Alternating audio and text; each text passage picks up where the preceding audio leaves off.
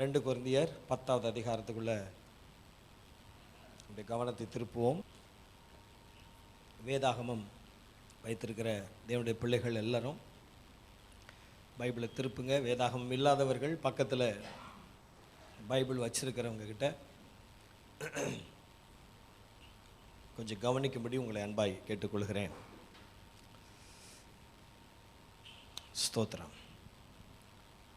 முதல் வசனத்திலிருந்து 5வது வசனம் வரைக்கும் யாராவது ஒருத்தர் வாசிங்க பார்க்கலாம். உங்களுக்கு முன்பாக இருக்கும்போது தாழ்மையாயும், தூரத்தில் இருக்கும்போது உங்கள் மேல் கண்டிப்பாயும் இருக்கிற பவுலாகிய நான் கிறிஸ்துவின் சாந்தத்தையும் தயவையும் முன்னிட்டு உங்களுக்கு புத்தி சொல்லுகிறேன்.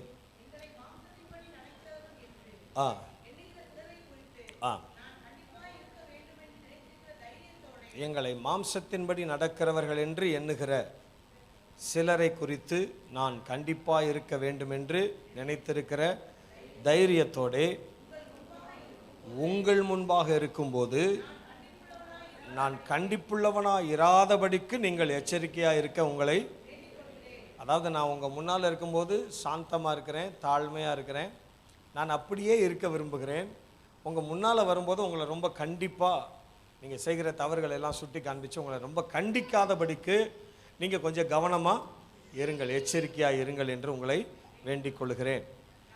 நாங்கள் மாம்சத்தில் நடக்கிறவர்கள், அதாவது ஒரு ஃபிசிக்கல் பாடியில் தான் நாங்கள் இருக்கிறோம், ஆனாலும் மாம்சத்தின்படி எதிர்கொள்ளுகிறவர்கள் அல்ல. அப்போஸ்தலனாகிய பவுலை அக்யூஸ் பண்ணுறாங்க ஒரு சர்ச், கொரிந்து சபை அப்போஸ்தலனாகிய பவுல் மேலே ஒரு குற்றச்சாட்டு வைக்கிறார்கள். இவர் மாம்சத்தின்படி நடக்கிறவர் என்று. ஏன் அப்படி நடக்கிறவர்னு சொல்கிறாங்கன்னா, அவர் நேரில் வந்து பேசும்போது ரொம்ப தாழ்மையாக பேசுகிறார், பொலைட்டாக பேசுகிறார், ரொம்ப நல்லா பேசுகிறார். அவர் வேறு இடத்துக்கு போயிட்டார் அப்படின்னா அங்கேருந்து நிருபங்கள் எழுதும்போது பார்த்தீங்கன்னா நிருபங்கள் ரொம்ப கடுமையான வார்த்தைகளை போட்டு எழுதுகிறார், கண்டனம் பண்ணுகிறார், ரொம்ப ஸ்ட்ரிக்ட் ஆஃபீஸர் மாதிரி தன்னுடைய நிருபங்களை எழுதுகிறார். இவங்க இதை ரெண்டையும் பார்க்குறாங்க. அவர் நேரில் வரும்போது ஆள் பார்க்கறதுக்கு அமைதியாக இருக்கிறாரு, ஆனால் கடிதத்தை பார்த்தா ரொம்ப ஸ்ட்ராங்கான வார்த்தைகளை போட்டு ரொம்ப கண்டிக்கிறாரு. அப்போ இந்த ரெண்டையும் பார்க்கும்போது அவங்க என்ன முடிவுக்கு வந்துட்டாங்கன்னா, இவர் நேரில் ஒரு மாதிரியும் தூரத்துக்கு போயிட்டாருன்னா இன்னொரு மாதிரியும் இருக்கிறாரு, அதனால் இவர் பிஹேவியர் ஒன்றும் சரியில்லை, இவர் மாம்சத்தின்படி நடக்கிறவர் அப்படின்னு தீர்ப்பு பண்ணிட்டாங்க. இதுதான் பேக்ரவுண்டு.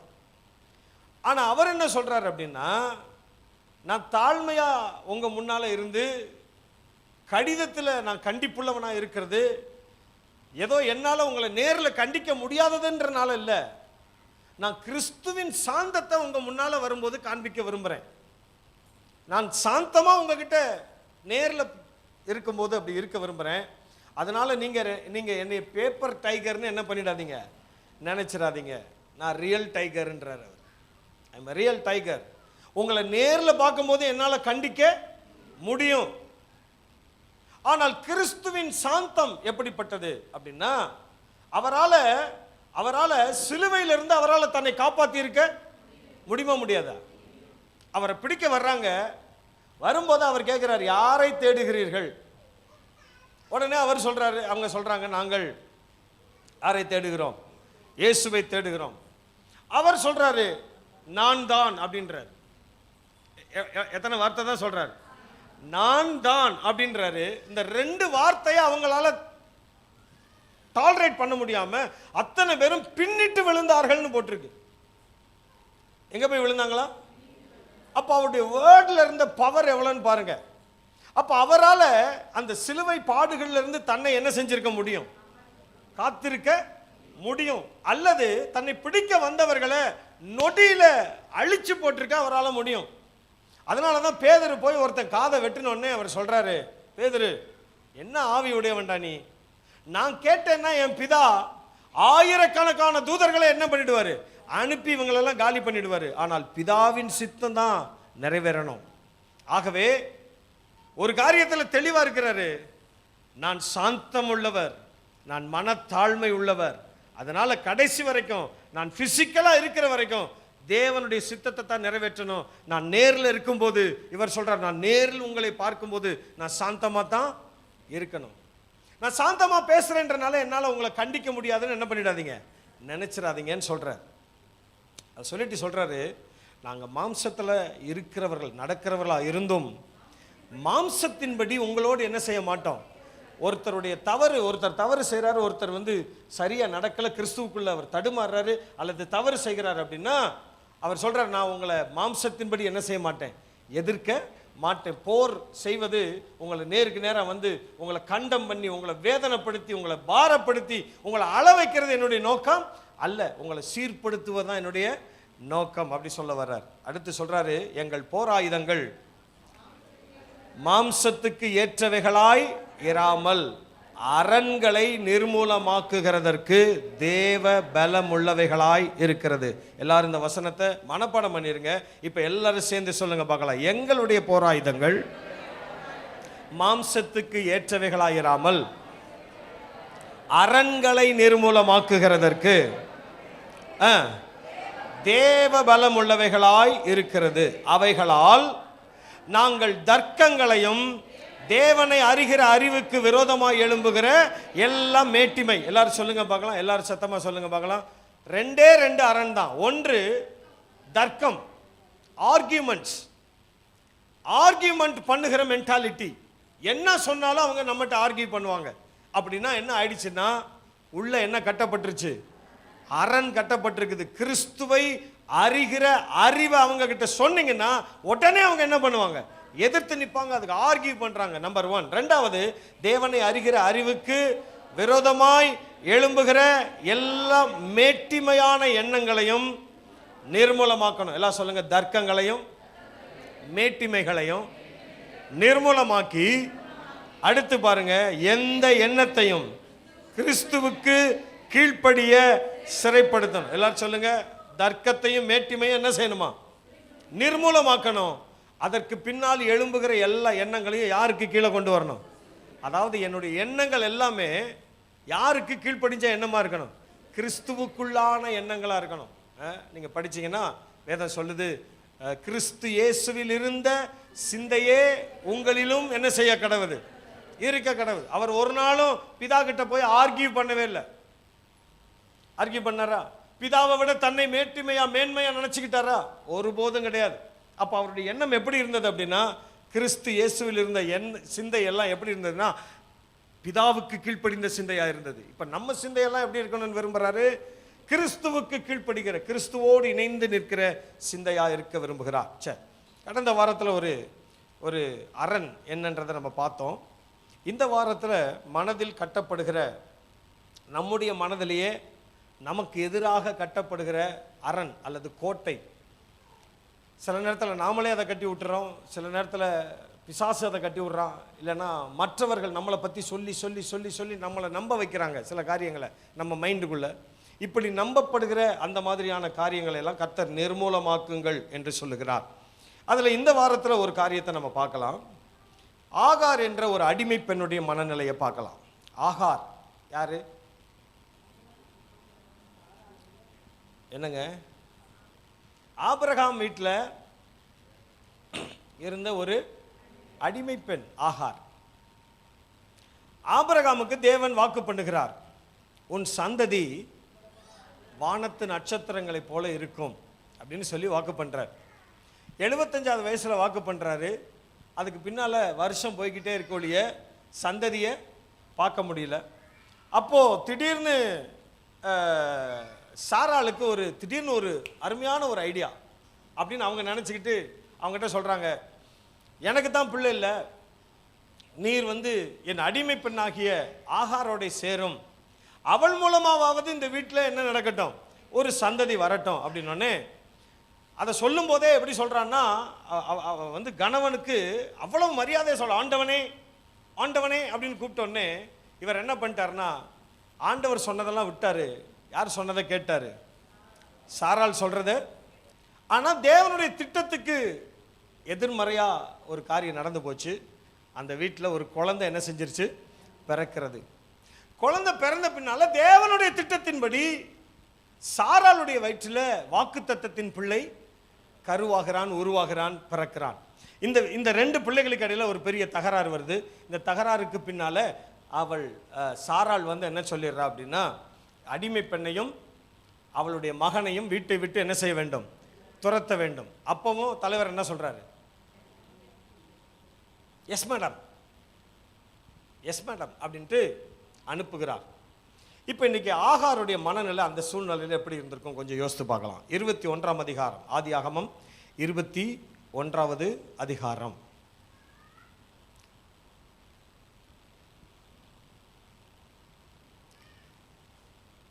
பத்தாவது வசனம் வாசிங்க. ஆபிரகாமை நோக்கி, இந்த அடிமை பெண்ணையும் அவள் மகனையும் புறம்பே தள்ளும். இந்த அடிமை பெண்ணின் மகன் என் குமாரனாகிய ஈசாக்கோடைய சுதந்திரவாளியாக இருப்பது இல்லை என்றாள். தன் மகனை குறித்து சொல்லப்பட்ட இந்த காரியம் ஆபிரகாமுக்கு மிகவும் துக்கமாக இருந்தது. அப்பொழுது தேவன் ஆபிரகாமை நோக்கி, அந்த பிள்ளையையும் உன் அடிமை பெண்ணையும் குறித்து சொல்லப்பட்டது உனக்கு துக்கமாக இருக்க வேண்டாம். ஈசாக்கினிடத்தில் உன் சந்ததி விளங்கும். எல்லாரும் சொல்லுங்க, ஈசாக்கினிடத்தில் உன் சந்ததி விளங்கும். ஆதலால் சாராள் உனக்கு சொல்வது எல்லாவற்றையும், மறுபடி வாசிங்க, ஆதலால் சாராள் உனக்கு சொல்லுவது எல்லாவற்றையும் கேள்.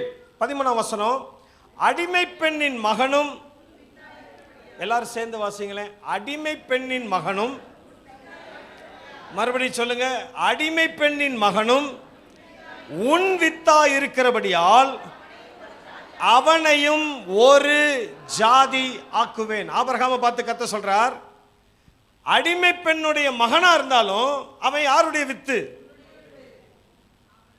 ஆபிரகாமினுடைய வித்து, ஆபிரகாமினுடைய சந்ததி. ஒருத்தன் ஆபிரகாமினுடைய சந்ததி அப்படின்னுட்டா அவனை கர்த்தர் கைவிடவே மாட்டார். ஆபிரகாமினுடைய வித்து அடிமை பெண் வழியா வெளியே வந்திருக்குது, விளைஞ்சு வந்திருக்குது. நல்லா கவனிங்க, வித்து யாருடையது? ஆபிரகாமினுடையது. ஆனால் யார் வழியா வந்திருக்குது? அடிமை பெண். இப்ப ஆண்டவருக்கு அடிமை பெண்ணா ஆளுகிற பெண்ணான்றது கேள்வி இல்ல. வித்து யாருடையது? சந்ததி யாருடைய சந்ததி? ஆபிரகாமின் சந்ததி, ஆபிரகாமினுடைய பிள்ளை. அப்ப ஆபிரகாமினுடைய பிள்ளை அடிமை வயிற்றுல பிறந்திருந்தாலும் அந்த பிள்ளையையும் கர்த்தர் கைவிட மாட்டார், அவனையும் பெரிய ஜாதி ஆக்கிய தீருவார். எல்லாரும் இன்னும் கொஞ்சம் சத்தமா ஆமென் சொல்லியிருக்கலாம். அடிமை பெண் வயிற்றுல பிறந்த பிள்ளைதான், அவன் வாக்குத்தத்த பிள்ளை இல்ல, கர்த்தருடைய சித்தத்தின்படி வந்த பிள்ளை இல்ல, கர்த்தர் சொல்லி பிறந்த பிள்ளை இல்ல. ஆனா அது யாருடைய வித்து? சத்தமா சொல்லுங்க, அது யாருடைய சந்ததி? அது யாருடைய பிள்ளை? ஆபிரகாமினுடைய பிள்ளை, அவ்வளவுதான். ஆபிரகாமினுடைய சந்ததி, அவ்வளவுதான். ஆண்டவர் என்ன சொல்றாருன்னா, அவன் யாருக்கு பிறந்த ஆளா இருக்கட்டும்பா, ஆனா அவன் யாரு? ஓம் பிள்ளை, ஓ வித்து. ஆகவே அவனை நான் கைவிடவே மாட்டேன், அவனை நான் பெரிய ஜாதி ஆக்குவேன். இப்ப எத்தனை பேர் விசுவாசிக்கிறீங்க? ஆபிரகாமினுடைய வித்தா இருந்தா அவர் என்னையும், சரி ஒரு முடிவுக்கு வந்து சொல்லுங்க, நானும் ஆபிரகாமினுடைய வித்தா இருந்தா, நான் ஒரு லாரன்ஸ் ஐயாவுக்கு எஸ்தர் அம்மாவுக்கு பிறந்திருந்தாலும் அதை பத்தி கவலை. வித்து யாருடையதுன்றாரு? ஆபிரகாமினுடைய சந்ததியா நீ, நான் உன்னை பெரிய ஜாதி ஆக்கியதா தீருவேன், நான் உன்னை ஆசீர்வச்சு தான் தீருவேன், நான் உன்னை பெருமைப்படுத்தி தான் தீருவேன். நீ யாருன்றது எனக்கு கேள்வி இல்லை. வித்து யாருடையது? சத்தமா சொல்லுங்க. எனக்குள்ள போடப்பட்டிருக்கிற விதை யாருடைய?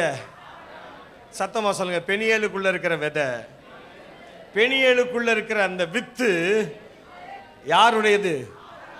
ஆபிரகாமினுடையது. எப்படி பாஸ்டர் சொல்றீங்க ஆபிரகாமின் சந்ததின்னு? உங்களை ஆபிரகாமின் சந்ததின்னு உங்களை எப்படி நீங்க சொல்லலாம்? எடுத்து வாசிங்க, கலாத்தியர் 3ஆம் அதிகாரம். கலாத்தியர் 3ஆம் அதிகாரம்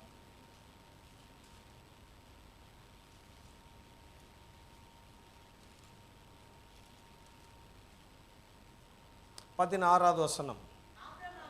ஆபிரகாமுக்கும் அவனுடைய சந்ததிக்கும் வாக்குத்தத்தங்கள் பண்ணப்பட்டன.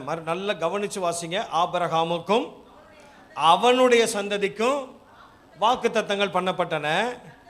சந்ததிகளுக்கு என்று அநேகரை குறித்து சொல்லாமல் உன் சந்ததிக்கு என்று ஒருவனை குறித்து எல்லாம் சொல்லுங்க. சந்ததிகளுக்குன்னு சொல்லாம சந்ததிக்கு அப்படின்னு சிங்குலர்ல சொல்லியிருக்கிறார். ஒருவனை குறித்து சொல்லி இருக்கிறார். அந்த சந்ததி யாரு? சத்தமா சொல்லுங்க. அந்த சந்ததி யாரு? ஆபிரகாமினுடைய சந்ததி ஈசாக்கு அப்படின்னு நினைச்சிட்டு இருக்கிறீங்க. வேதம் சொல்லுது ஆபிரகாமினுடைய சந்ததி, அந்த வித்து யாராம்? கிறிஸ்து. சரி, கிறிஸ்து தான் அந்த சந்ததி பாஸ்டர். நீங்க எப்படி எங்களை ஆபிரகாமின் சந்ததின்னு சொல்றீங்க அப்படின்னா, அதே அதிகாரத்தில் 28வது வசனம் பாருங்க. 28வது வசனம். யூதன் என்றும், இந்த முதல் வார்த்தையே போதும். யூதன் என்றும் கிரேக்கன் என்றும் இல்லை, இஸ்ரவேலன் என்றும் புறஜாதியான் என்றும் இல்லை, அடிமை என்றும் சுயாதீனன் என்றும் இல்லை. இல்ல கவனிங்க, ஆண்டவர் இஸ்ரவேலனா யூதனா கிரேக்கனா அப்படி பார்க்கலையா? இவன் அடிமையா அல்லது வாக்குத்தத்தத்தின் பிள்ளையா சுயாதீனனா என்று கர்த்தர் பார்க்கல. ஆனா பெண்ணான்னு அவர் என்ன செய்யல? பார்க்கல. நீங்கள் எல்லாரும் கிறிஸ்து இயேசுவுக்குள் யாரா இருக்கிறீர்கள்? சத்தமா சொல்லுங்க. எந்த வேறுபாடும் பார்க்கல. நான் இஸ்ரேல்ல குடியிருக்கிறேனா இந்தியால குடியிருக்கிறேனான்னு கர்த்தர் என்ன செய்யல? பார்க்கல. நான் யூதனா கிரேக்கனான்னு கர்த்தர் என்ன செய்யல? பார்க்கல. நான் அடிமையா அல்லது சுதந்திரவாளியான்னு கர்த்தர் என்ன செய்யல? பார்க்கல. ஆனா பெண்ணான்னு கர்த்தர் என்ன செய்யல? எந்த டிஸ்கிரிமினேஷனும் அவர்கிட்ட கிடையாது. அவர் பார்க்கிறது எல்லாம் என்னன்னா, நீங்கள் எல்லாரும் கிறிஸ்து இயேசுவுக்குள் யாரா இருக்கிறீர்கள்? இப்ப 29வது வசனத்தை எல்லாரும் சேர்ந்து வாசிங்க. நீங்கள் கிறிஸ்துவினுடையவர்கள் ஆனால், மறுபடி சொல்லுங்க, நீங்கள் யாருடையவர்கள்? சத்தமா சொல்லுங்க. பெனியேல் யாருடையவன்? பேரை சொல்லி சொல்லுங்க. பெனியேல் யாருடையவன்? கிறிஸ்துவினுடையவனா? நீங்கள் கிறிஸ்துவினுடையவர்கள் ஆனால் யாரா இருக்கிறீர்கள்? ஆபிரகாமின் சந்ததியாராயும் வாக்குத்தத்தத்தின்படியே சுதந்திரராயும், அதாவது உரிமை பெற்றுக் கொள்ளுகிற அந்த உரிமை இணை வாரிசாகவும் இருக்கிறீர்கள் என்று வேதம் சொல்லுகிறது. நல்லா கவனிங்க, நல்லா கவனிங்க. ஒரு நிமிஷம். நீங்கள் கிறிஸ்துவனுடையவர்களா? ஆம். அப்ப நீங்க யாரு? பக்கத்துல கொண்டு கேளுங்க. நீங்க யாருன்னு கேளுங்க. நீங்கள் கிறிஸ்துவனுடையவர்களான்னு கேளுங்க. அவங்க என்ன சொன்னாங்க? நீ கிறிஸ்துவனுடையவனா? அப்ப நீங்க கன்ஃபார்மா யாருதான்? எப்படி? ஆபிரகாமினுடைய சந்ததி ஈசாக்கு அல்ல. யாரு?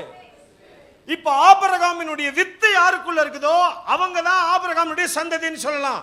இப்ப எனக்குள்ள ஆபிரகாமினுடைய வித்து எப்படி வந்தது? கிறிஸ்து எப்போ உள்ள வந்தாரோ அப்பவே ஆபிரகாமினுடைய வித்து எனக்குள்ள என்ன செய்திருக்கிறது? வந்திருக்கிறது. ஆகவே டெஃபினட்டா நீங்களும் நானும் யாருடைய சந்ததி? நல்ல சத்தமா சொல்லுங்க. யாருடைய சந்ததி? எங்க பரம்பரை தெரியுமா, எங்க சந்ததி தெரியுமா, தலைமுறை தெரியுமான்னு உங்க தாத்தா பாட்டி போட்டோ தீட்டு வரக்கூடாது. ஆமென். இவர் எங்க எங்க 3ஆம் தலைமுறை தாத்தா, 4ஆம் தலைமுறை தாத்தான்னு இங்க இருக்கிற தாத்தாக்கள் பேரையும் இங்க இருக்கிற தாத்தாக்களுடைய போட்டோவையும் தூக்கிட்டு பெருமை பாராட்டிட்டு அலைய கூடாது. நான் சொல்லுகிறேன், இந்த சந்ததிகள் இந்த தலைமுறையில் இருந்தெல்லாம் வேரோட பிடுங்கி எடுத்து கர்த்தர் நம்மளை எந்த சந்ததியோட இணைச்சு வச்சிருக்கிறாரு? எல்லாரும் வாய் தரேன்னு சொல்லுங்க. நான் இங்க இருக்கிற பரம்பரை, இங்க இருக்கிற சந்ததி, நான் அவருக்கு பேரன், இவருக்கு தாது, இந்த தாத்தாவுக்கு பேரன், இந்த அப்பத்தாவுக்கு பேத்தி, இதெல்லாம் பெருமை கிடையாது. எது பெருமை? நான் யாரா இருக்கிறேன்? சத்தமா சொல்லுங்க. உங்க பேரை சொல்லி சொல்லுங்க. பெனியலாகிய நான் ஆபிரகாமின் சந்ததியா இருக்கிறேன். ஆபிரகாமின் வித்து கிறிஸ்துவாக எனக்குள்ளே எப்போ வந்ததோ அந்த வினாடியிலிருந்து நான் ஆபிரகாமினுடைய சந்ததியாய், ஆபிரகாமினுடைய வித்தா இருக்கிறேன். இப்ப கர்த்தர் இஸ்மவேலை மட்டும் பார்த்து சொல்லல, உங்களையும் பார்த்து சொல்லுகிறார். இவன் ஆபிரகாமே, இவன் உன்னுடைய வித்தா இருக்கிறபடியால் இவனையும் பெரிய ஜாதியாக்குவேன். எல்லாரும் வாய் தரேன்னு சொல்லுங்க. நான் ஆபிரகாமின் சந்ததியா இருக்கிறதுனால, கிறிஸ்து எனக்குள்ள இருக்கிறதுனால, டெஃபினட்டா நான் ஆபிரகாமின் சந்ததி. நான் ஆபிரகாமின் சந்ததி என்றால் நான் பெரிய ஜாதி ஆவேன், உயர்த்தப்படுவேன், மேன்மைப்படுத்தப்படுவேன், வெற்றி பெறுவேன் என்பது மறுக்கவே முடியாத சத்தியம். அதனாலதான் இந்த வார்த்தை சொல்றாரு, நீ அடிமையாரு சுயாதீனாரு அதை பத்தி எனக்கு, நீ இஸ்ரவேலனாரு யூதனாரு கிரேக்கனாரு, I don't worry, I don't care. நீ ஆணாயிரு அதை பத்தி எனக்கு தெளிவாக எழுதியிருக்கிறார். ஆண் என்றும் பெண் என்றும் இல்லை. நீங்கள் எல்லாரும் அவருடைய பார்வையில் யாரா இருக்கிறீர்கள்? ஒன்றா இருக்கிறீர்கள்.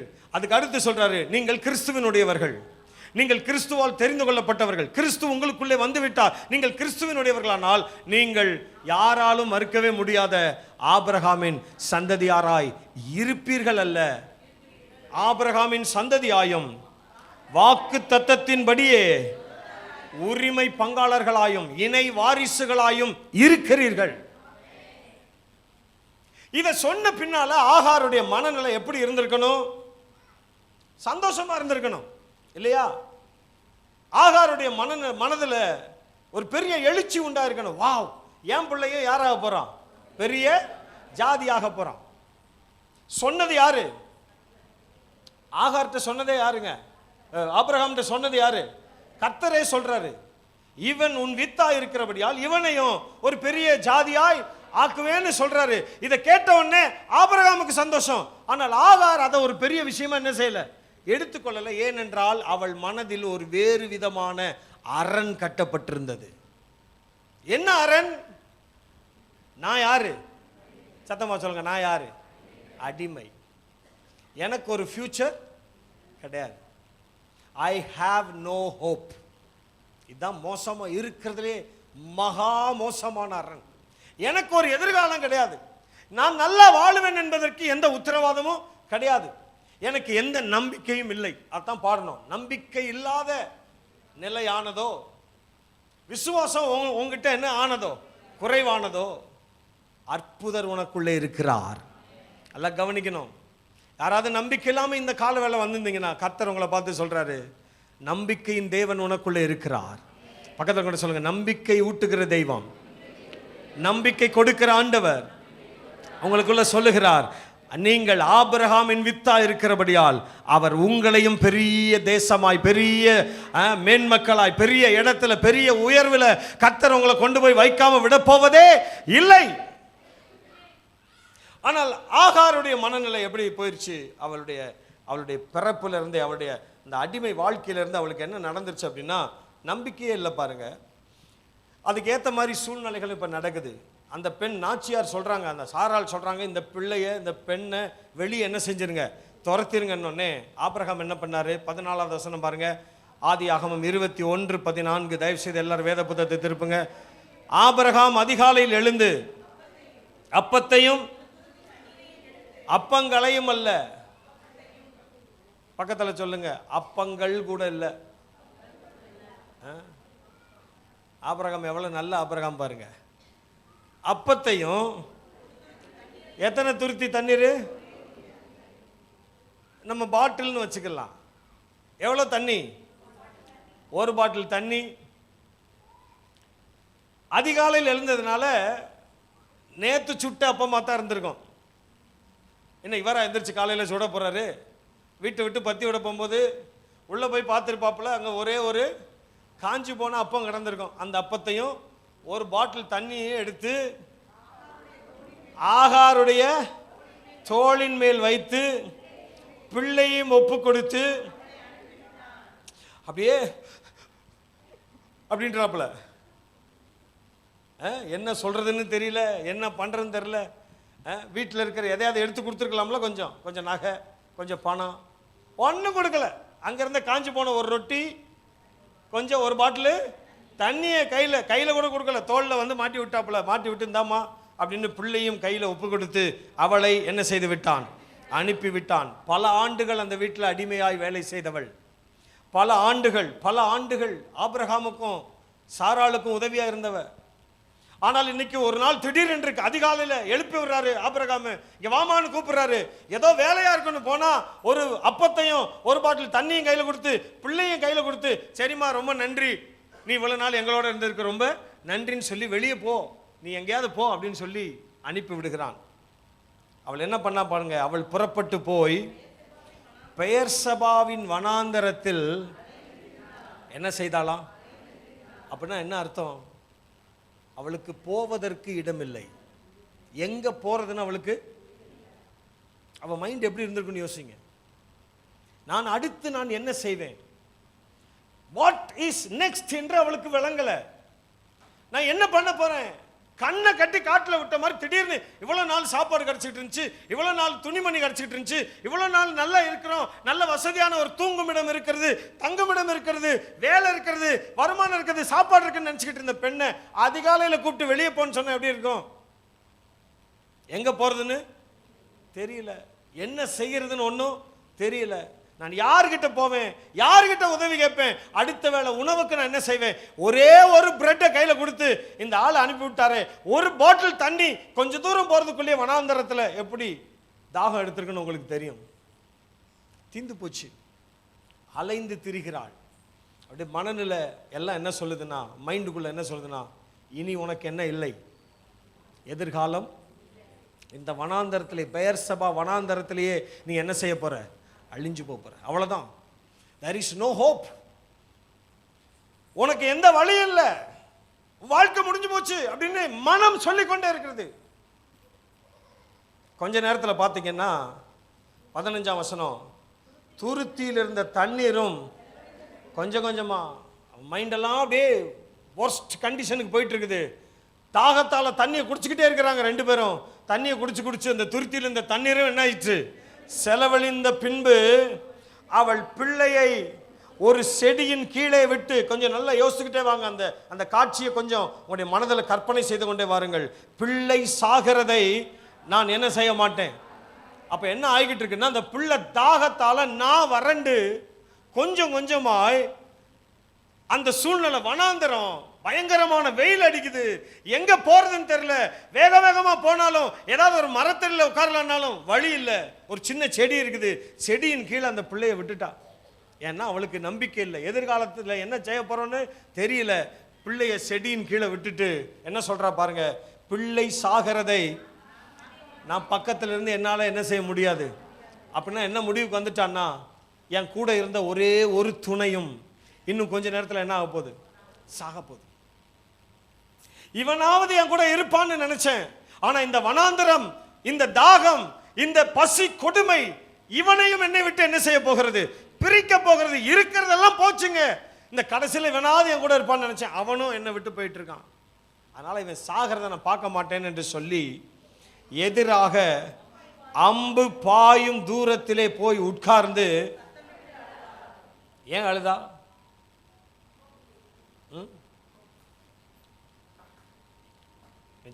செத்த பின்னால் அழுதா ஒரு நோக்கம் இருக்குது, ஒரு ரீசன் இருக்குது. ஆனா இவன் நிலைமை, உயிரோடு வாழும் போதே மரணத்தை கண்ணு முன்னால பார்க்குறா. நம்பிக்கை இல்லாத சூழ்நிலை.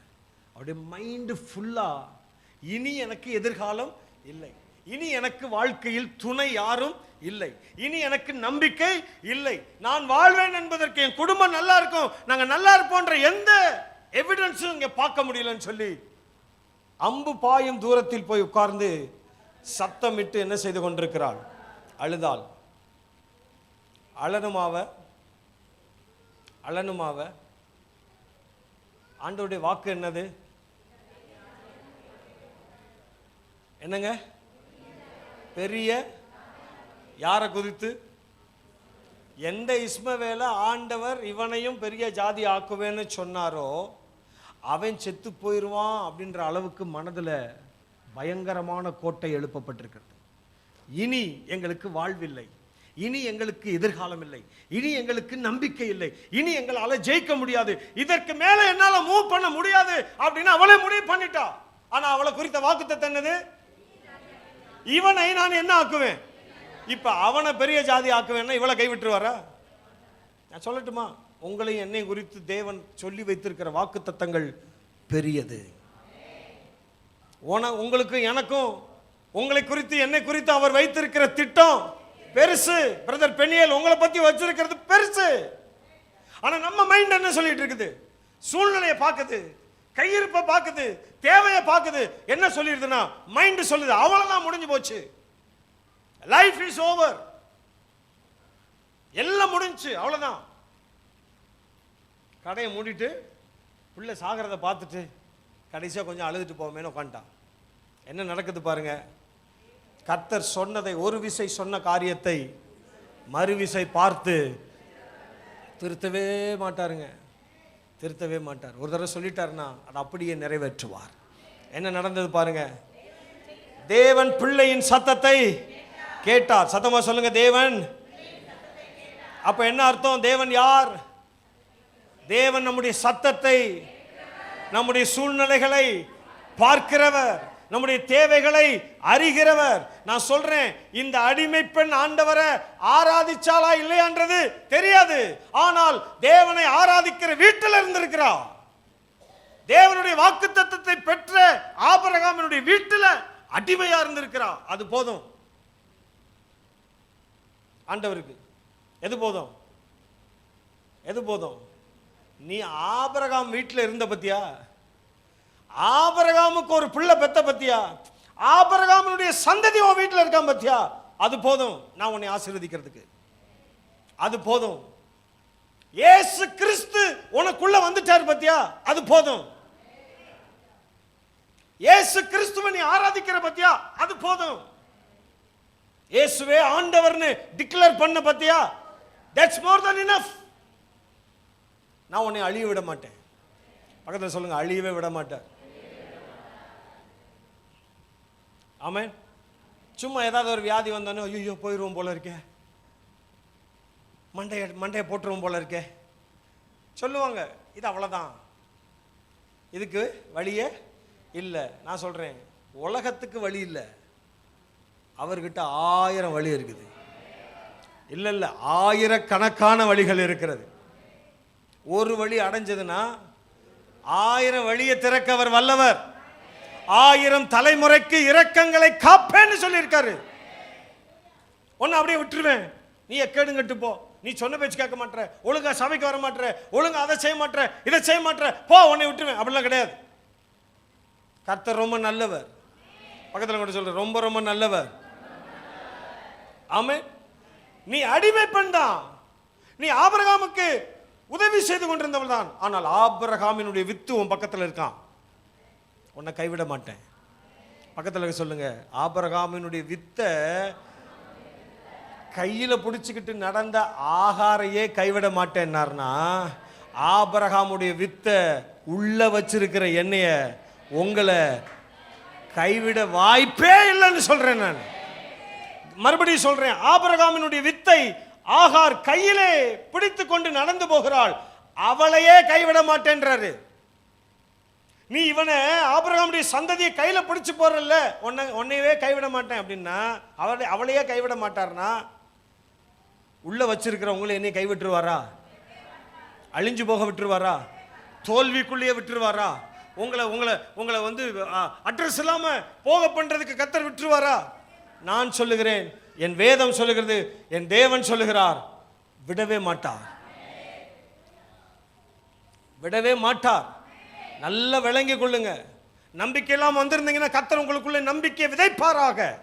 கர்த்தர் இருக்கிறார் உள்ள, உள்ள இருக்கிற வரைக்கும் உங்களை கம்ப்ளீட்டா தோல்விக்குள்ள நடத்த, அழிச்சு போடுறதுக்கு இந்த உலகத்துல தாகத்துக்கு கூட அதிகாரம் இல்லை. தண்ணீர் தாகத்துக்கு கூட கொல்லுவதற்கு அதிகாரம் இல்லை. என்ன நடக்குது பாருங்க. பிள்ளையின் சத்தத்தை கேட்டார். தேவதூதன் வானத்திலிருந்து ஆகாரை கூப்பிட்டு, ஆகாரே, வாட்ஸ் யுவர் ப்ராப்ளம்? ஆகாரே, என்னாச்சு உனக்கு? நம்மளால கேட்பேன், என்னாச்சு, என்ன பிரச்சனை? நான் உனக்கு சொல்லவில்லையா? ஆண்டவரே நீங்க என்ன சொன்னீங்கன்னு அந்தாலும் என்கிட்ட ஒன்றும் சொல்ல, ஒரு ரொட்டியும் ஒரு பாட்டில் தண்ணியும் கொடுத்து போன என்ன செஞ்சு விட்டாப்ல. மனதில் அரண்கள் கட்டப்படுவதற்கு பல நேரங்களில் காரணம் என்னன்னா, கர்த்தர் என்ன சொல்லியிருக்கிறார்ன்றது அறியாம இருக்கிறதுனால தான். கர்த்தர் சொன்னது என்னன்றதை விளங்குச்சுன்னா ஓரளவுக்கு மனம் சேஃபா இருக்கும். அதனால டைரக்டா முதல்ல ஆபிரகாம் கிட்ட வந்தவர் இப்ப யாருக்கிட்ட வர்றாரு? சத்தமா சொல்லுங்க. யூதன் என்றும் இல்லை, கிரேக்கன் என்றும் இல்லை, அடிமை என்றும் இல்லை, சுயாதீனன் என்றும் இல்லை, ஆண் என்றும் இல்லை, பெண் என்றும் இல்லை, எல்லாருடைய சத்தத்தையும் கேட்கிறவர், எல்லாரிடத்திலும் நேரடியாய் வந்து பேசுகிறவர். நீ ஆகாரு, நீ அடிமை பெண்ணு, நான் ஆபிரகாம் கிட்ட மட்டும் தான் பேசுவேன், ஏன்னா நான் வந்து ஹை கிளாஸ் காடு, நான் வந்து உங்க லோ கிளாஸ் கிட்ட எல்லாம் வந்து பேச மாட்டேன் அப்படின்னு சொல்லி ஹை கிளாஸ் லோ கிளாஸ் யாரையும் ஆண்டவர்னே செய்யறதில்ல, பிரிக்கிறதில்ல. அதை தாங்க சொல்றாரு. யூதன் என்றும் இல்லை, கிரேக்கன் என்றும் இல்லை அப்படின்னா என்ன அர்த்தம்? எனக்கு எந்த வித்தியாசமும் வேறுபாடுகளும் இல்ல, நான் அவங்கள தான் ஆசீர்வதிப்பேன், உன்னை ஆசீர்வதிக்க மாட்டேன்னு சொல்லி அவர் வேறுபாடு பார்ப்பது இல்லை. என்னை ஆசீர்வதிக்கிற அதே ஆண்டவர் தான் உங்களையும் ஆசீர்வதிச்சே. ஆபிரகாம்கிட்ட போய் பேச முடியும்னா ஆகார் கிட்டையும் பேச, ஆகார் கிட்ட பேச முடியும்னா அருள் சார்லஸ் கிட்டையும் பேச இல்லைங்க. அவங்கெல்லாம் வந்து அந்த எபிரேய குடும்பத்தில் அடிமையா இருந்தாங்க இல்லையா, அதனால அவங்ககிட்ட பேசுவார் இல்லை, எவர்கிட்டையும் பேசுவார். நேரடியா வந்து பேச, என்ன ஆச்சு உனக்கு பிரச்சனை, ஏன் நம்பிக்கை அற்று போயிருக்கிற, ஏன் ஹோப்பை விட்டுட்ட, நான் செத்தா போயிட்டேன், இருக்கிறேன்ல, பயப்படாத. என்ன சொல்றாருங்க? முதல்ல பிள்ளை செத்துருவானோ, எனக்கு எதிர்காலம் எல்லாம் போயிருமோ, நான் இந்த வனாந்தரத்திலே கதை முடிஞ்சிருமோ என்று உன் மனக்கோட்டை அந்த பயந்து பயந்து பயந்து கட்டி வச்சிருக்கிறியே, அந்த மனக்கோட்டையை முதல்ல என்ன செய்? இடிச்சு விடு, நிர்மூலமாக்கு. அந்த அரண்கள் இப்பொழுது நிர்மூலமாகட்டும். நான் இனி என்ன செய்ய மாட்டேன்? பயப்பட மாட்டேன். பக்கத்தில் சொல்லுங்க பார்க்கலாம், நான் இனி பயப்பட மாட்டேன். பயப்பட வேண்டிய அவசியம் இல்லை. ஏனென்றால் பிள்ளை இருக்கும் இடத்திலே தேவன் அதன் சத்தத்தை கேட்டார். எல்லாரும் வாய் திறந்து சொல்லுங்க, தேவன் என் சத்தத்தை கேட்டார், தேவன் என் சூழ்நிலைகளை அறிந்தார், தேவன் என்னுடைய நிலைமையை கண்ணோக்கி பார்த்தார். அவர் இருக்கிற வரைக்கும் நான் பயப்பட மாட்டேன். யார் இருக்கிற வரைக்கும்? நான் நல்லா படிச்சிருக்கிறேன், அதனால பயப்பட மாட்டேன். அந்த படிப்பெல்லாம் ஒரு நாள் இன்வேலிட் ஆகிறதுக்கு வாய்ப்பு இருக்கு. நான் சொல்லியிருக்கேன் இல்லையா உங்கள்கிட்ட, நான் போய் அப்படியே கம்ப்யூட்டருக்குள்ளேயே மண்டே விட்ட மாதிரி படிச்சுக்கிட்டு இருந்தேன் பாருங்க. எந்நேரம் அந்த கம்ப்யூட்டர் சென்டரில் தான் உட்காந்துருப்பேன், எழுதிக்கிட்டே இருப்பேன், கோடிங் எழுதிக்கிட்டே இருப்பேன், உட்காந்து ஏதாவது ஒரு இதை உருவாக்கிக்கிட்டே இருப்பேன். நான் நினச்சிக்கிட்டு இருந்தேன் சாஃப்ட்வேர் ஃபீல்டில் எங்கேயோ போயிடுவோம் அப்படின்னு. நான் படித்து முடிக்கிறதுக்குள்ள நான் படித்த அந்த ஃபாக்ஸ் ப்ரோ என்ற அந்த அந்த இதே போச்சுங்க. ஃபாக்ஸ் ப்ரோனா இப்போ யாருக்குமே தெரிய மாட்டேங்குது. அடுத்து சி அப்படின்னாங்க, சி பிளஸ் பிளஸ்னாங்க, அடுத்து ஜாவான்னா, அப்படியே ஒவ்வொன்றா வந்துக்கிட்டு இருக்கு. நான் ஒவ்வொன்றுக்கா போய் அப்ளை பண்ணேன், அது கொஞ்சம் கொஞ்சமாக முடிஞ்சுக்கிட்டே வருது. அப்போ தான் ஒன்று புரிஞ்சுக்கிட்டேன், படிப்பை என்னால் நம்ப முடியவே முடியாது. இந்த படிப்பு எனக்கு கை கொடுத்துரும், இந்த இந்த இந்த இந்த பணம் எனக்கு கை கொடுத்துரும், அல்லது இந்த சொந்தக்காரங்களாம் எனக்கு கை கொடுத்துருவாங்க அப்படின்னு நம்பிக்கிட்டு இருக்கும்போது தான் வெளியேற்றி விட்டான். என்னத்தை கொடுத்து? அது சொல்லும் போதே இப்படி சொல்லணும், ஒரே ஒரு ரொட்டியும் ஒரு பாட்டில் தண்ணியும் கொடுத்து போயிட்டு வாமா தாயின்னு என்ன பண்ணிட்டான். நாம் நம்புகிற எல்லாம் ஒரு நாளில் இப்படி தான் ஒத்த ரொட்டியை கொடுத்து, பக்கத்தில் சொல்லுங்க, யாரை நம்புறீங்களோ, எதை நம்புறீங்களோ, அது ஒரு நாள் உங்களுக்கு ஒத்த ரொட்டி கொடுக்க போகுது. என்ன கொடுக்க போகுது? ஒத்த ரொட்டியும் ஒரு பாட்டில் தண்ணி தான். 4 எட்டு நடக்கும்போதே 4 மடக்கு தண்ணி தேவைப்படும். கொஞ்ச நேரத்தில் எல்லாம் வறண்டு போய்விடும். வாழ்க்கை எதிர்காலமே கேள்விக்குறியாகி நிற்கும் போது என் தேவன் கைவிடவே மாட்டார். My god is alive. ஓடி வந்து கேட்குறார், என்னமாச்சு? முதல்ல என்ன செய்யாத, பயப்படாத, பிள்ளை செத்துருமோன்னு நீ பயப்படாத. அவன் யார் தெரியுமா? அவன் யார் தெரியுமா? தேவனால் அங்கீகரிக்கப்பட்ட பிள்ளை. நீ ஒரு அடிமை, உன் அடிமை வயிற்றிலிருந்து வந்திருந்தாலும் அது ஆபிரகாமினுடைய வித்து. அதனால அவனுக்கு ஒரு பிரைட் ஃபியூச்சர் இருக்குது. நீ என்ன செய்யாத, பயப்படாத. தேவன் பிள்ளையின் சத்தத்தை என்ன செய்தார்?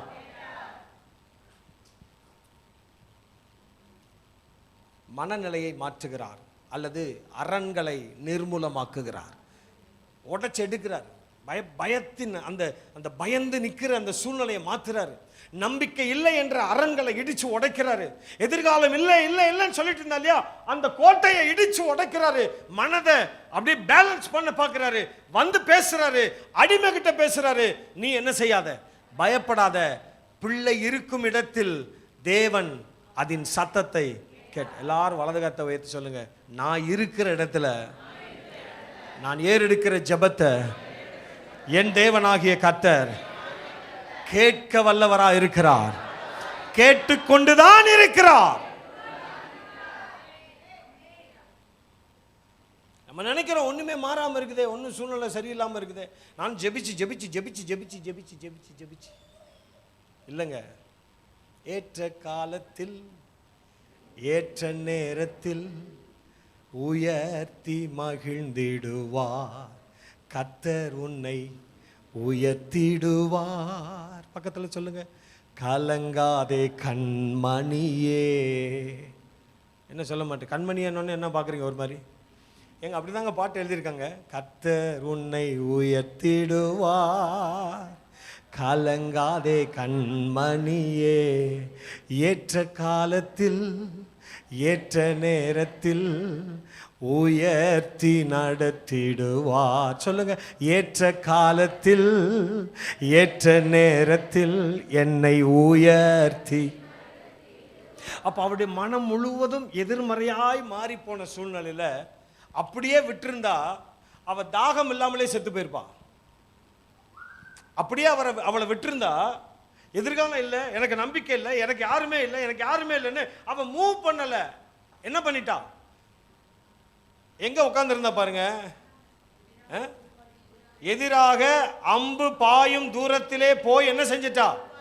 சத்தமா சொல்லுங்க, எங்க உட்கார்ந்து இருக்கிறா? வனாந்தரத்துல போய் உட்கார்ந்துக்கிட்டு தலைமையில கைய வச்சுக்கிட்டு, ஐயோ எனக்கு என்ன இல்லை, எதிர்காலம் இல்லை, ஐயோ என் வாழ்க்கை முடிஞ்சு போச்சு, இனிமேல் என்னால ஒண்ணும் செய்ய முடியாது, இனி எல்லாம் முடிந்தது, ஓவர், இட்ஸ் ஓவர்.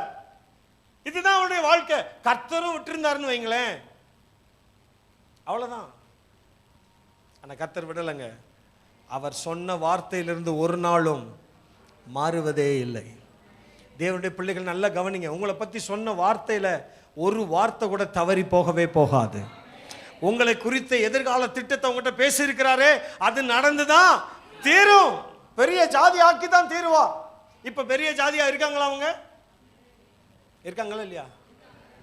ஆமீன். யார் அவங்க? அதான் யார்? இஸ்மவேல். யாரு இருக்காங்களா? ஆக்கிட்டாரா? ஆக்கிட்டாரா?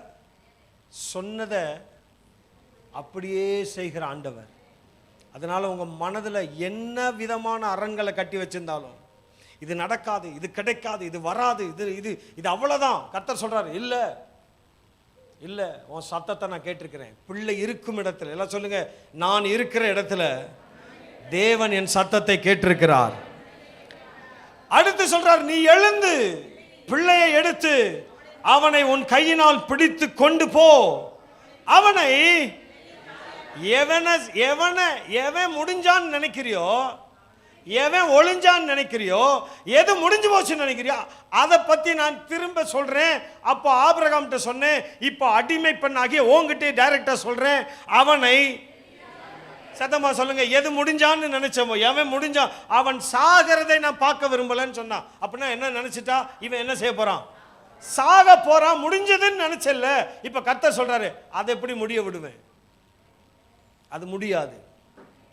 அவனை யார் ஆக்குவேன்?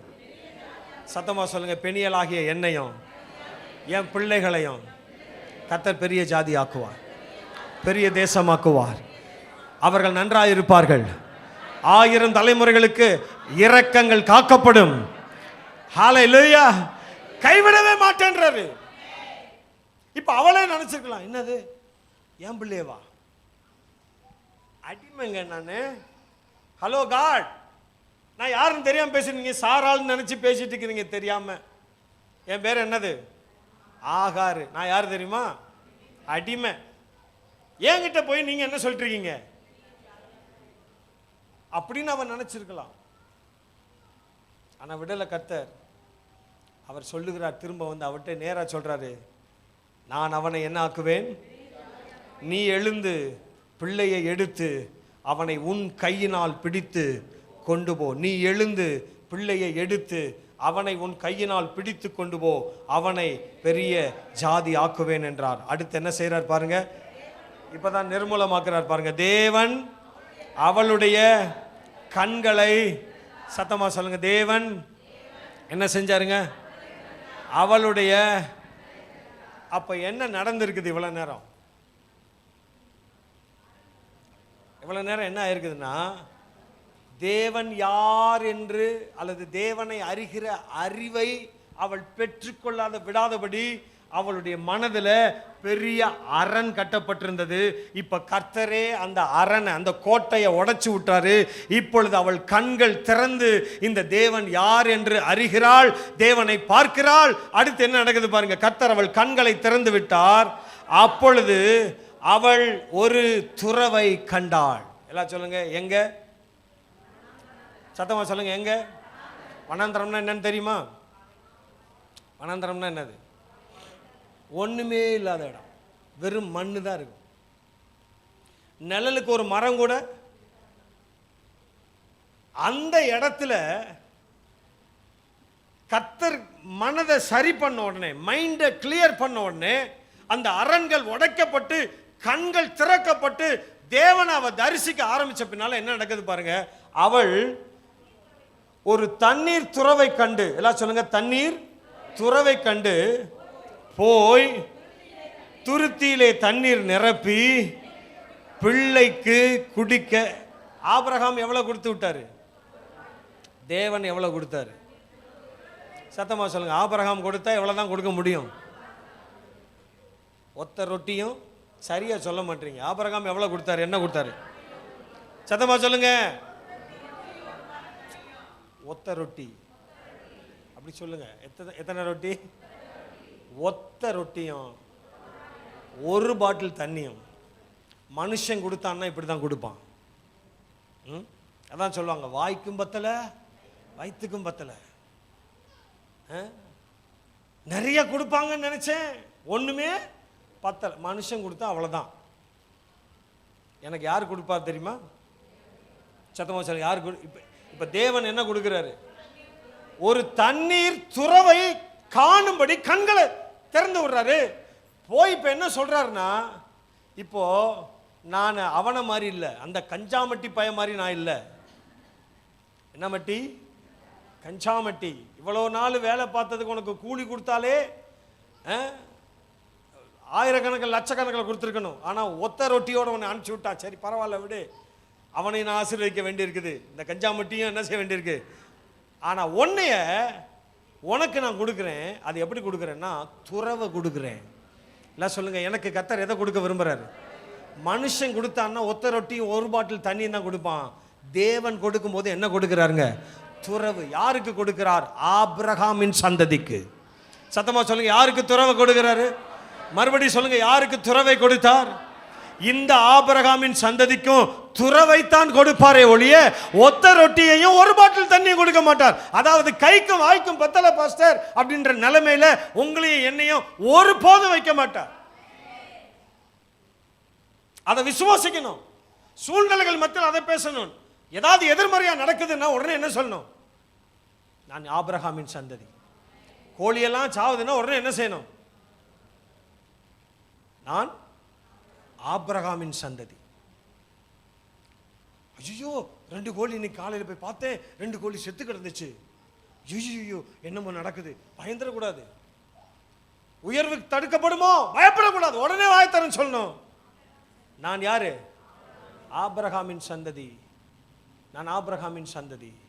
என்னை வாளாயிருக்க விடாமல் என்னை தலையாயிருக்க வைக்கிற தேவனை நான் ஆராதனை செய்கிறேன். ஆமென். நான் அடிமை வைத்திருந்து வந்தேனா அதெல்லாம் கேள்வி இல்லை. நான் யூதனா கிரேக்கனா அதெல்லாம் கேள்வி கிடையாது. ஆனா பெண்ணா ஆண்டவருக்கு அதெல்லாம் தேவையில்லை. அவருக்கு தேவை என்னது? நீ யார்? நீ எந்த சந்ததி? ஆபிரகாமின் சந்ததியா? கிறிஸ்து உனக்குள்ள இருக்கிறாரா? அந்த ஆபிரகாமுடைய வித்து உனக்குள்ள இருக்குதா? அப்ப நான் உன்னையும் ஆராக்குவேன். சத்தமா சொல்லுங்க, உன்னையும் பெரிய பக்கத்துல இருக்கவங்கள அப்படி தைரியமா கையை பிடிச்சு அப்படி தைரியப்படுத்தி சொல்லுங்க, கர்த்தர் நம்மையும் பெரிய ஜாதியாய் ஆக்குவார். இப்பொழுது இருக்கிறதை பார்க்கிலும் 1000 மடங்கு கர்த்தர் நம்மளை பெருக செய்தே தீருவார். விசுவாசிக்கணும். இதெல்லாம்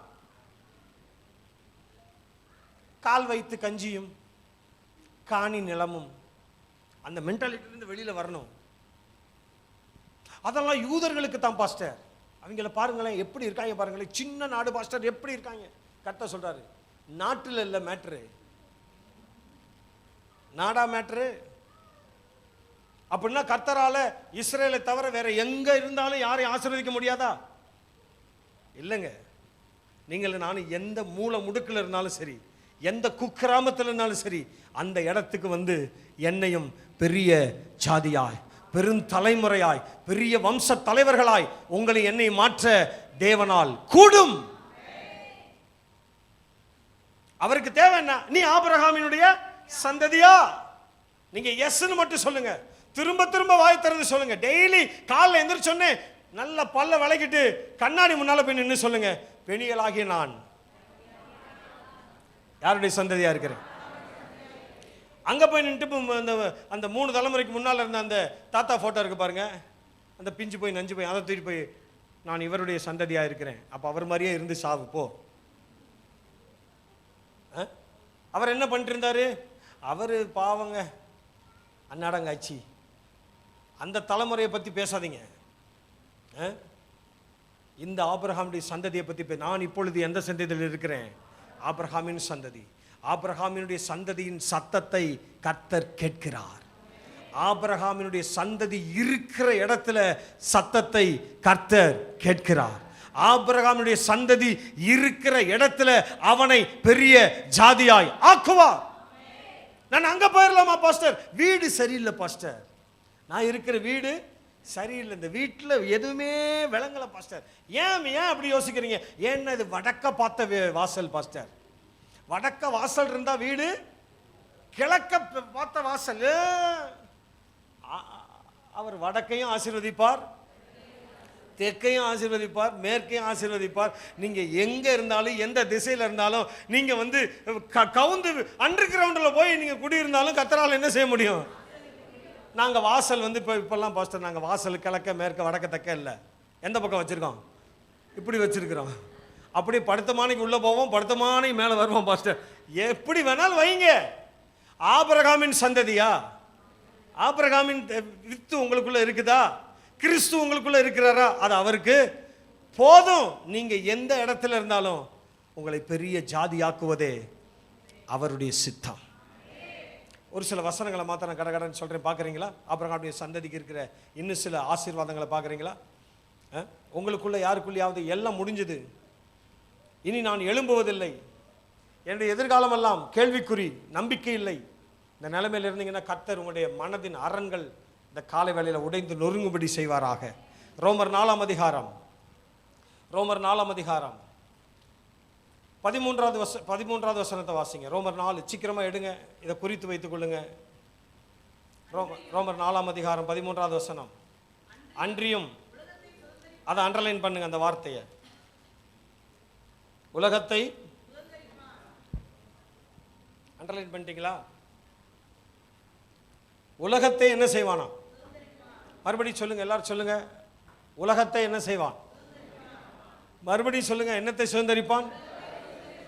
உலகத்தை சுதந்தரிப்பான் என்ற வாக்குத்தத்தம் ஆபிரகாமுக்காவது அவன் சந்ததிக்காவது நியாயப்பிரமாணத்தினாலே கிடையாமல் விசுவாசத்தினால் வருகிற நீதியினால் கிடைத்தது. என்ன வாக்குத்தத்தம் நீதியினால கிடைத்தது? யாருக்கு கிடைச்சது? ஆபிரகாமுக்கும் அவனுடைய சந்ததிக்கும் ஒரு வாக்குத்தத்தம் விசுவாசத்தினால் வருகிற நீதியினால கிடைச்சது. அது என்ன வாக்குத்தத்தம்னா, இவன் இந்த ஆபிரகாம், இந்த ஆபிரகாமுடைய சந்ததி உலகத்தை என்ன செய்வான்? உலகம் முழுவதில் இருக்கிற மக்களுக்கு எந்தெந்த திசையில் இருக்கிறாங்களோ அவங்களுக்கெல்லாம் கர்த்தர் என்னெல்லாம் ஆசீர்வாதத்தை சொல்லி இருக்கிறாரோ அது எல்லாத்தையும் ஆபிரகாமினுடைய சந்ததி சுதந்தரிப்பான். உங்களுக்கு விளங்குச்சுன்னா சந்தோஷம். இந்த வேர்ல்டு முழுவதும் என்னென்ன வாக்குத்தத்தங்கள், என்னென்ன உடன்படிக்கைகள், என்னென்ன தீர்க்க தரிசனங்கள் சொல்லப்பட்டிருக்கிறதோ அது அத்தனையும் ஆபிரகாமினுடைய சந்ததி என்று ஒத்துக்கொள்கிற ஒரு நபர் என்ன செய்வான்?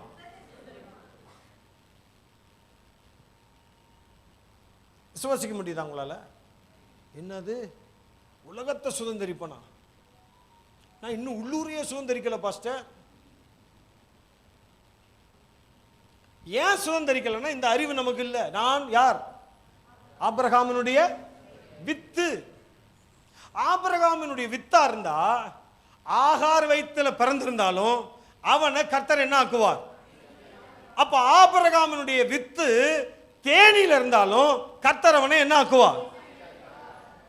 இங்க எங்க இருக்கிறோம், எந்த குடும்ப பரம்பரையில் இருக்கிறோன்றது கர்த்தருக்கு கேள்வி இல்லை. ஒரே கேள்வி, நீ உலகத்தை சுதந்திரிக்கத்தக்க மனிதனா இருக்கணும்னா நீ யாரா இருந்தா போதும்? சத்தமா சொல்லுங்க, யாரா இருந்தா போதும்? ஆபிரகாமின் சந்ததி, ஆபிரகாமினுடைய வித்து, அதாவது கிறிஸ்து உனக்குள்ளதான் இருக்கிறார் என்ற அறிவு உனக்குள்ள இருந்தா போதும். எனக்கு எதிர்காலமே இல்லை, எனக்கு நம்பிக்கையே இல்லைன்ற வார்த்தை நம்ம வாயிலே என்ன செய்யாது. எனக்கு மட்டும் ஏன் தான் அப்படி நடக்குதோ? இல்ல, உலகத்தில் ஏகப்பட்ட பேருக்கு நடக்குது. நீங்க அந்த நிலைமையை மாற்ற முடியும். பக்கத்தில் கூட சொல்லுங்க, எந்த நிலைமையும் நம்மளால மாற்றிக்கொள்ள முடியும். ஆகாருடைய சூழ்நிலை கர்த்தர் மாற்றினாரா? சாக விட்டாரா? வனாந்தரத்திலே அழிஞ்சு போனாங்களா? இல்லங்க, தண்ணீர் துறவை கொடுத்தார்.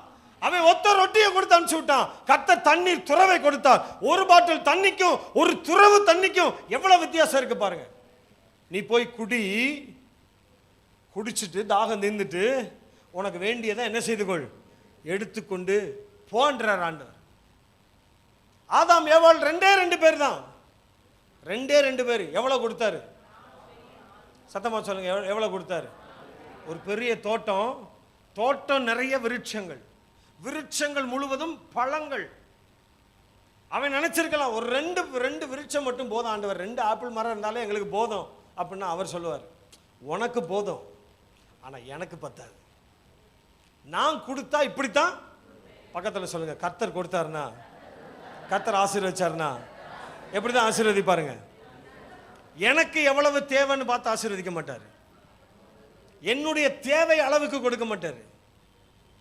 அதனாலதான் வேதம் சொல்லுது, நீங்கள் நினைப்பதற்கும் வேண்டிக் கொள்ளுகிறதற்கும் மிகவும், எல்லாரும் சொல்லுங்க, வெறும் அதிகமா இல்ல. மறுபடியும் சொல்லுங்க, வெறும் அதிகமா இல்ல. எவ்வளவு அதிகமா? ஒரு நாளைக்கு 300 லிட்டர் தண்ணி, 300 லிட்டர் கேன், ஒரு 30 லிட்டர் கேன் இருந்தாலே அவங்க 2 பேருக்கும் போதும். ஆனா எவ்வளவு தண்ணி கொடுத்தாரு? 4 பெரிய, பக்கத்தில் சொல்லுங்க, கர்த்தர் ஆசீர்வதிச்சாருன்னா அப்படிதான் இருக்கும். ஆபிரகாம் அவளுக்கு என்ன கொடுத்தான்? ஒத்த ரொட்டி. ஆனா கர்த்தர் என்ன கொடுத்தாரு? துறவு.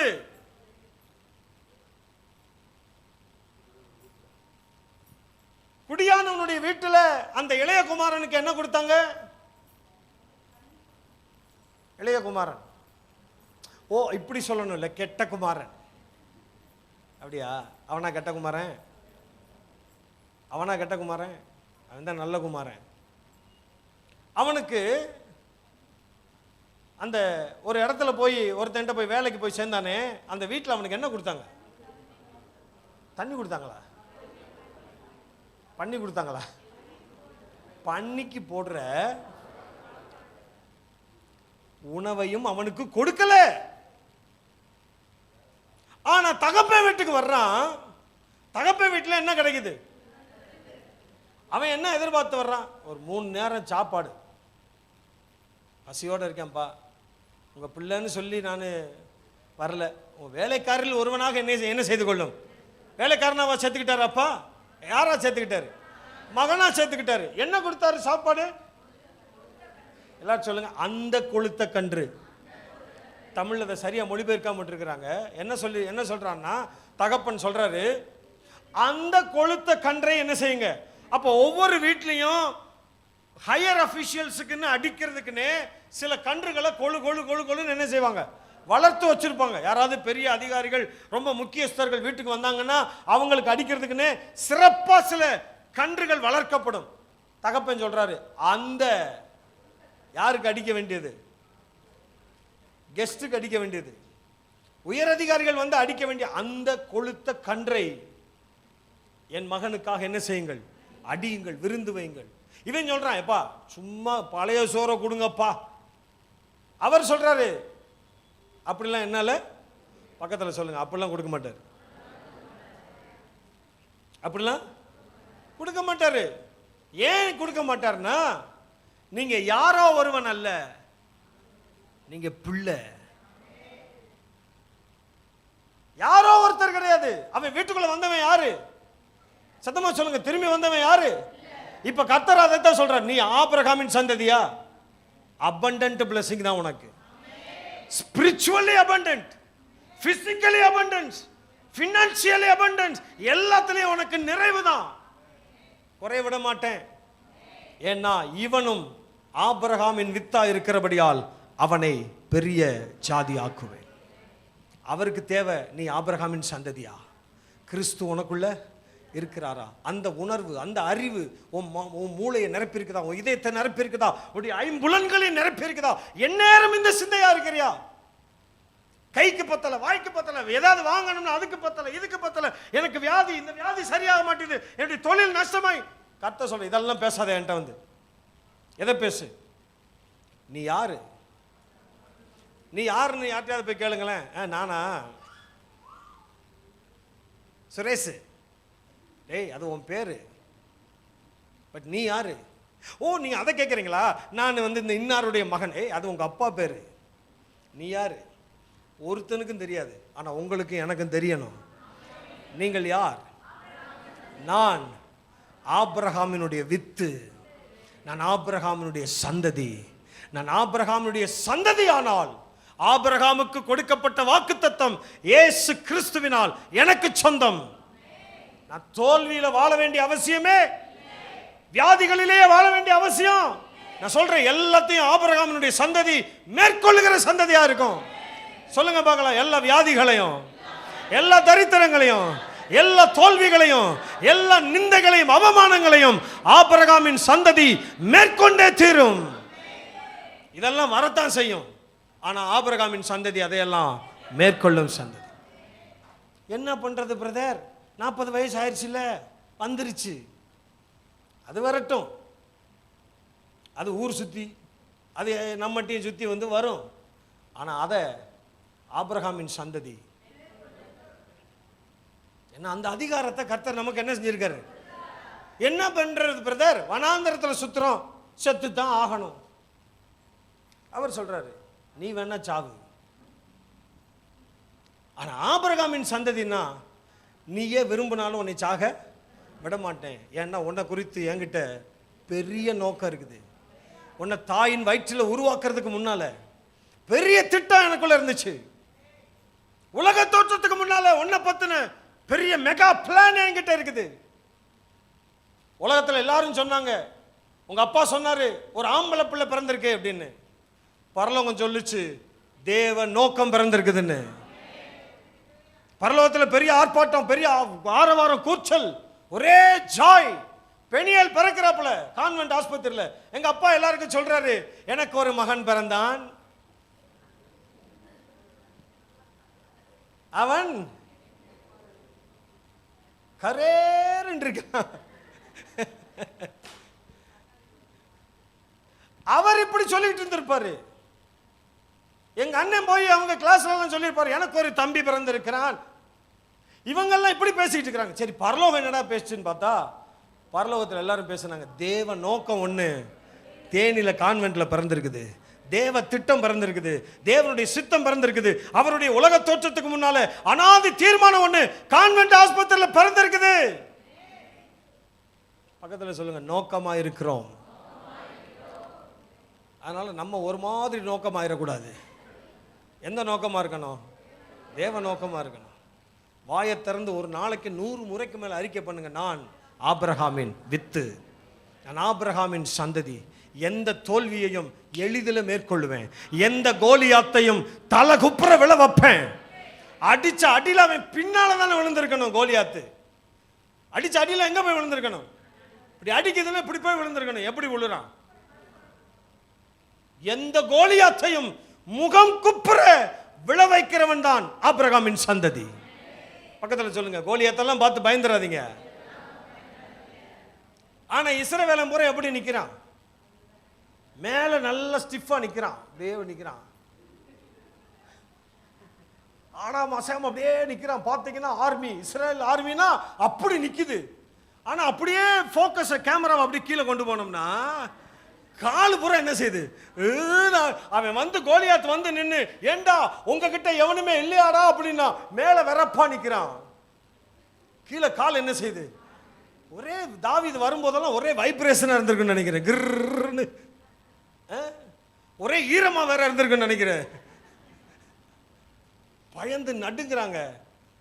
ஆனால் தன்னை ஆபிரகாமின் சந்ததி என்று உணர்ந்தவன் தாவீது ஒரு ஸ்டெப் பின்னால வைக்கல, முன்னால் எடுத்து வச்சுட்டு போயிட்டே இருக்கான். அவன் வெறப்பா நிக்கிறவெல்லாம் சொல்லியிருப்பான், டேய் செத்துருவடா, போகாதடா, செத்துருவடா. அவன் ஓங்கி பிடிச்சு நசுக்குனான நீ தக்காளி மாதிரி ஆயிடுவடா சொல்லி இருந்திருப்பான் வெறப்பா நின்றுக்கிட்டு. அவன் அதெல்லாம் கேட்கல.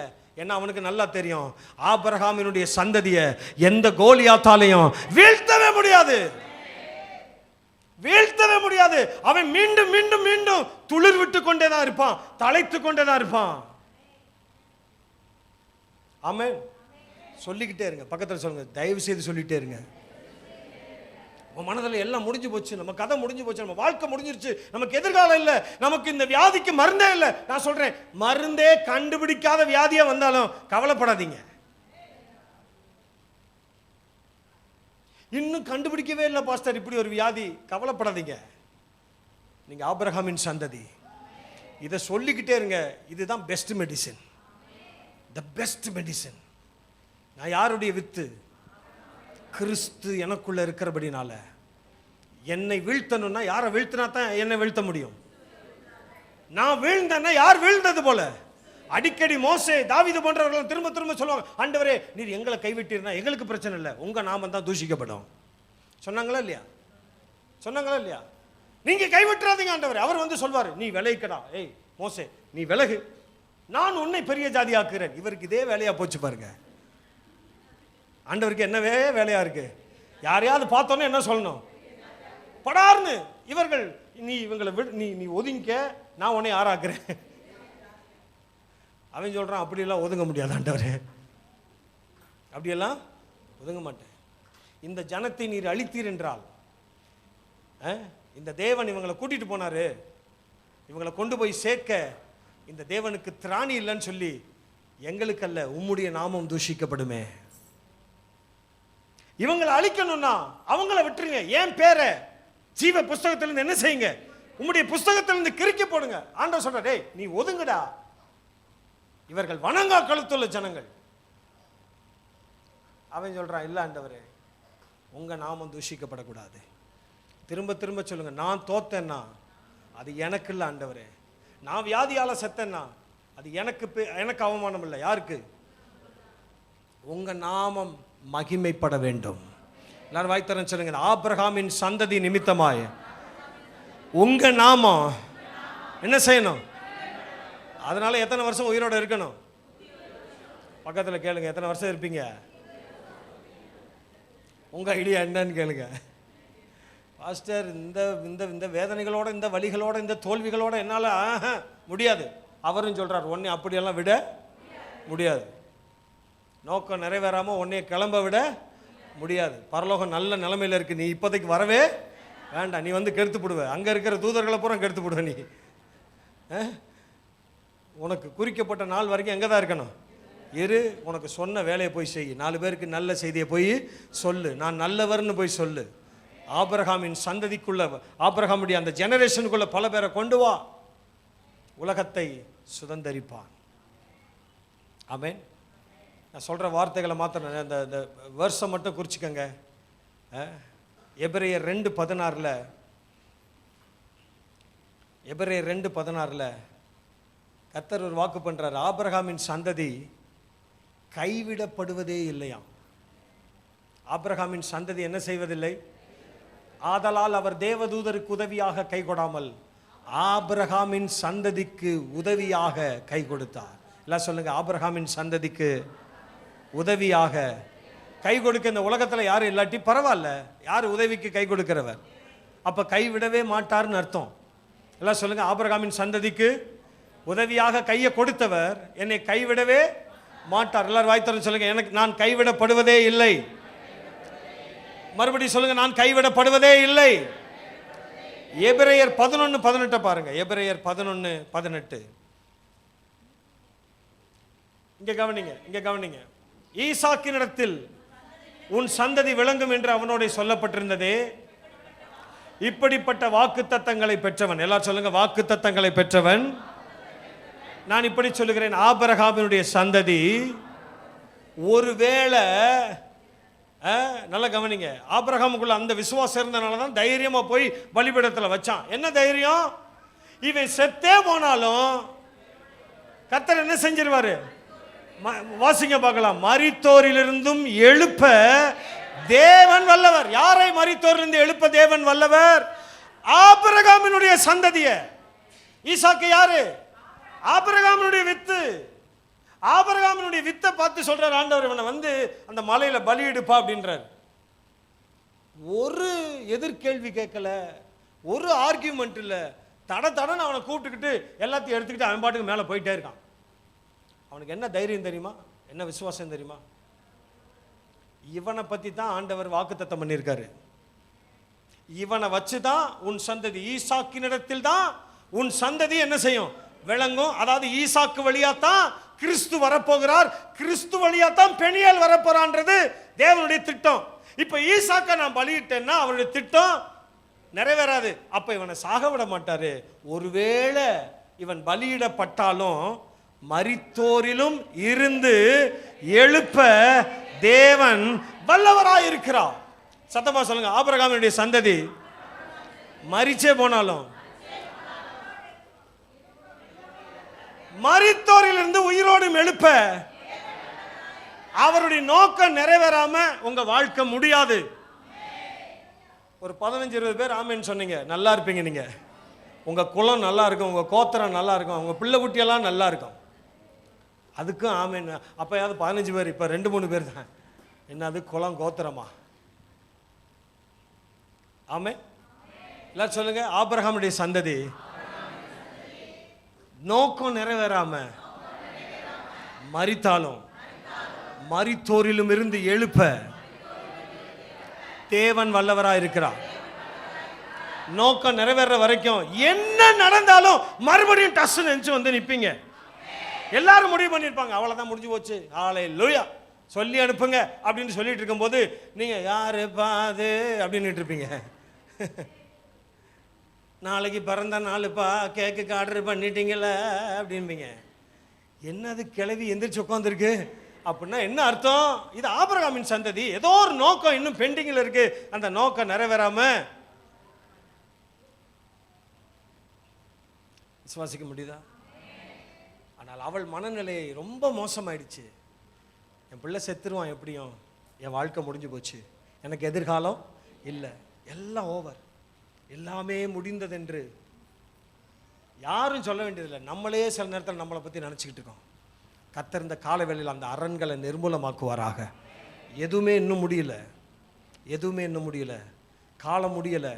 கர்த்தர் உங்களுக்காக வைத்திருக்கிற, எனக்காக வைத்திருக்கிற திட்டங்கள், நோக்கங்கள் எதுவுமே இன்னும் முடிகிற வரைக்கும் ஆபிரகாமினுடைய சந்ததி பெரிய ஜாதி ஆகி கொண்டே இருக்கும், வளர்ந்துக்கிட்டே இருப்பேன். எல்லாம் சொல்லுங்க, நான் ஆபிரகாமின் சந்ததி நாளுக்கு நாள் பெருகிக்கிட்டு தான் இருப்பேன், வளர்ந்துக்கிட்டு தான் இருப்பேன்.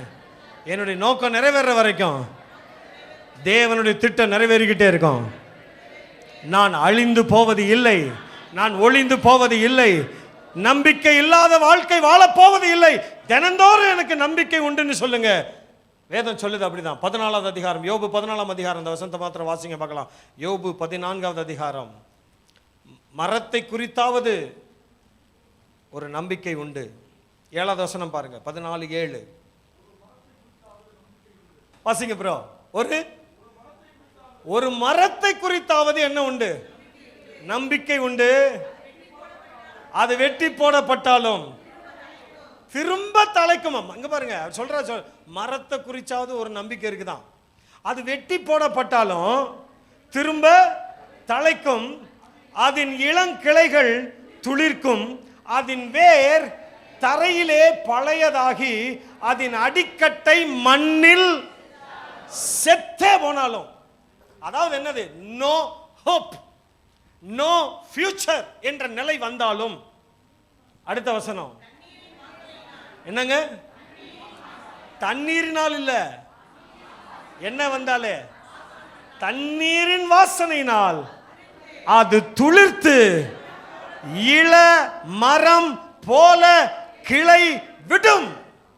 கர்த்தர் சொல்றாரு, மரத்தை குறித்தாவது ஒரு நம்பிக்கை உண்டு. அடுத்த வசனத்தை பார்த்தீங்கன்னா, மனுஷனுக்கு இப்படி நம்பிக்கை இருக்கா அப்படி கேட்கிறாரு. ஆனா நான் சொல்றேன், மரத்துக்கே இந்த நம்பிக்கை இருந்துச்சுன்னா ஆபிரகாமுடைய சந்ததிக்கு, அப்ப மரத்தை விட ஆபிரகாமின் சந்ததி கீழே போயிடுச்சு. மரத்துக்கு இருக்கிற அந்த சக்தி கூட ஆபிரகாமின் சந்ததிக்கு இல்லைன்னு நினைக்கிறீங்களா? நான் அப்படி நினைக்கவில்லை. என்னை வெட்டிக்கிட்டே இருந்தாலும் நான் துளிர்த்துக்கிட்டே தான் இருப்பேன். நான் வெட்ட வெட்ட வளருவேன். கொட்ட கொட்ட குனிய மாட்டேன், கொட்ட கொட்ட உயருவேன். எல்லாம் சொல்லுங்க, வெட்ட வெட்ட.